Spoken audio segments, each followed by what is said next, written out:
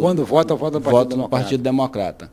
A grande questão é quando sair a imigração, como é que a população latina vai se dividir politicamente, porque uma grande base da população latina é bastante conservadora do ponto de vista social.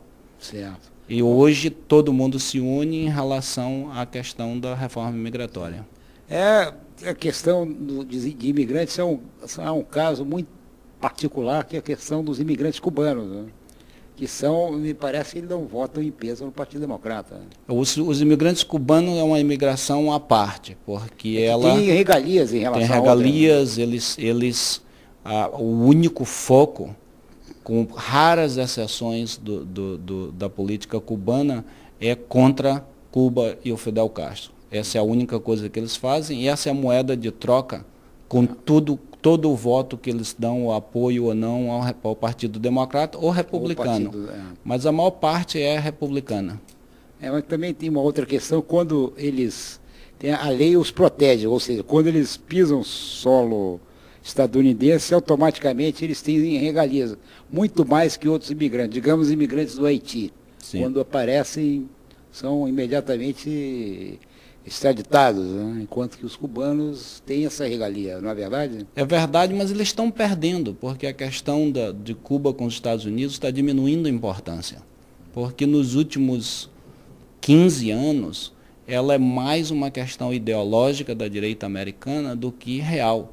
Porque a segunda e a terceira geração hoje dos cubanos já não tem um referencial a essa direita cubana que migrou nos anos 50, nos anos 60. Pessoal que, inclusive pela faixa etária, já estão carimbando o passaporte. Né? E isso nos Estados Unidos acontece sempre. Primeiro foi com os países do leste, os soviéticos, os russos. Hoje, eles caíram de moda. Então não tem nenhuma regalia, não tem mais nenhuma importância política para isso. E a questão de Cuba está desaparecendo, porque é uma questão antiga que não tem nenhum... Agora, nesse momento, tem 5 cubanos que estão presos, são presos políticos nos Estados Unidos, acusados de terem sido espiões e agora em julgamento muito duvidoso, até porque até militares norte-americanos disseram que eles não eram espiões. Alguns foram condenados à prisão perpétua, até agora... Recentemente diminuíram a prisão perpétua para 20 anos, parece. E já estão lá desde 1998. Como é que repercute isso entre os imigrantes? Repercute muito mal junto aos imigrantes. A maior parte da oposição a esse processo, a oposição que vem da própria comunidade imigrante, mas a comunidade cubana é muito forte, principalmente na Flórida. É uma das comunidades que tiveram o apoio do governo americano para se organizarem como direita dentro dos Estados Unidos. E tem peso político. Né? Tem muito peso político. Agora, voltando, você, de que estado você é? Sou do Maranhão. Maranhão, né? Por que você saiu do Brasil, exatamente? Por que foi os Estados Unidos? Por que escolheu os Estados Unidos? Eu cheguei aos Estados Unidos por acidente. Eu saí do Brasil em 78, eu fui para Moçambique. Morei em Moçambique 8 anos. O que você fez lá? Eu trabalhava em 78, Moçambique foi independente em 75. Em 76, 77, os portugueses resolveram tirar todos os portugueses do país, que significava tirar toda a máquina burocrática do Estado, toda a administração das empresas. E a Frelimo tinha alguns brasileiros de Moçambique, tinha alguns brasileiros que lutaram na guerra de independência com a Frelimo, eles mandaram eles para cá para recrutar pessoas para irem para lá. Técnicos, né? Técnicos, malucos, jovens. E nós fomos, para mim, foram os 8 anos mais felizes, mais importantes da minha vida. E aí lá casei com uma canadense que era estudante em Boston.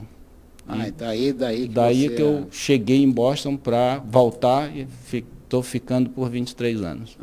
Então essa experiência de Moçambique é interessante. Que pontos você destacaria nessa sua experiência de Moçambique? 8 anos é um testemunho de uma época, né? Para mim o que foi mais importante foi viver todo o período de fomento da libertação de Moçambique, da libertação do Zimbábue, da própria luta do ANC na África do Sul. Na época, o Mandela, toda vez que eu estou nos Estados Unidos, alguns dos meus amigos americanos não gostam que eu diga isso. Na época, o Mandela era o terrorista número 1 do mundo. E ver como todo esse processo se desenrolou, com um processo doloroso, não fácil. Hoje Moçambique é um país muito pobre, foi destruído em parte pelo governo do apartheid da África do Sul, mas de que hoje é um país muito melhor, mais livre, na própria rota da sua história. Ora, o que você diria para o jovem, enfim, para quem por algum motivo quer imigrar? Tem aquele sonho, né, que acha que vai, digamos, encontrar o paraíso, né? O que você diria para ele? Olha, o paraíso é duro. Eu não aconselharia. Paraíso entre aspas, né, por favor. Não aconselharia ninguém a imigrar sem saber exatamente o que ele está fazendo, aonde vai. Hoje é muito fácil imigrar, porque existe uma rede e uma comunidade brasileira bastante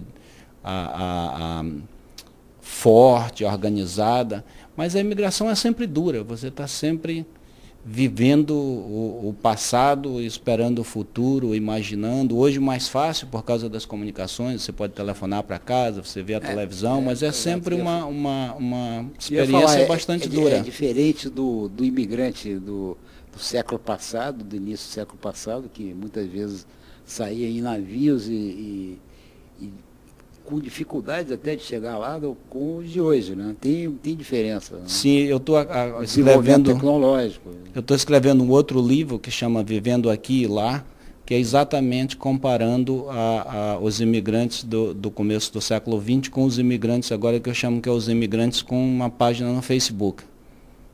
Álvaro, eu sempre digo aqui que nós somos meio escravos do tempo, né? Que teríamos muito, a nossa conversa poderia se estender por horas e horas, mas temos aí os nossos limites.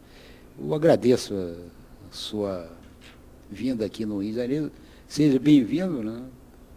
E suas palavras finais aí para os nossos telespectadores e para quem também está pensando em ir, né? Sonhar, né? Eu queria primeiro agradecer por essa oportunidade. Eu penso que uma das coisas que é muito importante para os brasileiros que estão aqui é tentar apoiar os imigrantes dentro do Brasil, de várias formas, fazendo campanhas de apoio aos brasileiros junto ao Congresso Nacional, a tentar mudar a imagem do brasileiro na mídia grande brasileira, que ainda é terrível. E também uma das coisas que para mim é muito perto do meu coração, que é lutar pelos imigrantes que estão aqui no Brasil, que não recebem um tratamento, às vezes recebem um tratamento pior do que os piores tratamentos que os brasileiros recebem no exterior. Certo. Mas tiveram recentemente o presidente Luiz Inácio Lula da Silva baixou um decreto regularizando a situação de muitos deles. Muito obrigado, então, pela sua vinda até aqui nos estúdios da TV Comunitária. É isso. E até uma próxima oportunidade.